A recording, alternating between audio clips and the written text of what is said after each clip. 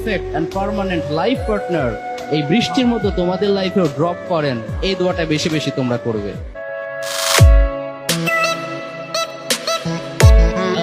বৃষ্টির দিনে একা থাকার যে কি কষ্ট, এটা শুধুমাত্র সিঙ্গেলরাই ভালো করে বুঝতে পারে। এই তো বাইরে এখন বৃষ্টি হচ্ছে, তাই না?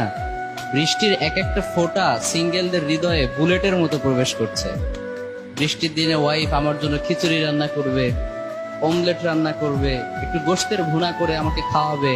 বৃষ্টির এই রাতে দুজন দুজনকে জড়িয়ে আমরা ঘুমিয়ে থাকবো, কি একটা ফিলিংস! এরকম হাজারো ফ্যান্টাসি শুধুমাত্র একটা চাকরি না পাওয়ার কারণে বাংলাদেশের অধিকাংশ যুবকরা পূরণ করতে পারছে না।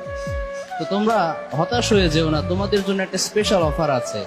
এই যে বৃষ্টির দিন এখন চলছে, রেইনি সিজন, এখন বেশি বেশি আল্লাহ তাআলার কাছে দোয়া করো, কারণ বৃষ্টির নিচে দাঁড়িয়ে দোয়া করলে সেই দোয়া আল্লাহ ফিরিয়ে দেয় না। রেইন ড্রপ বা বৃষ্টির ফোঁটা, এটা কিন্তু সাধারণ কোনো ফোঁটা না, অনেক দামি ফোঁটা।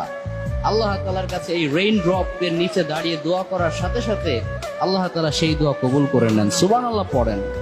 সো তোমরা যারা সিঙ্গেল আছো, হতাশ না হয়ে বেশি বেশি আল্লাহর কাছে এই রেইন ড্রপ এর নিচে দাঁড়িয়ে দোয়া করো।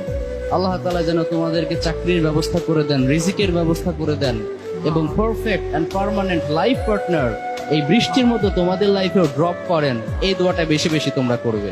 আচ্ছা হুজুর, আমার সাদা মনে আপনার কাছে একটি প্রশ্ন। আপনি যে এত সময় আমরা সিঙ্গেলদের পক্ষ নিয়ে কথা বললেন, সিঙ্গেলদেরকে আপনি ইমোশনাল বানালেন, আপনি কি সিঙ্গেল নাকি বিবাহিত একটু জানাবেন।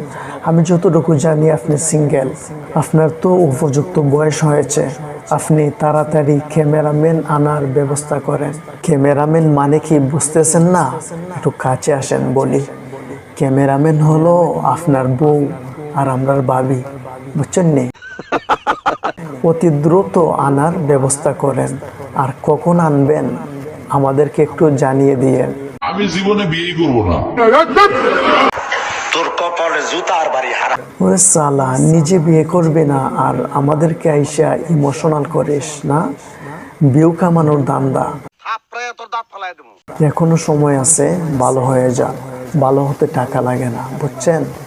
আপনি যে সমস্ত কাজ কাম শুরু করছেন, নিজের মান সম্মান তো আরো আগেই গোয়াইয়া লাইছেন।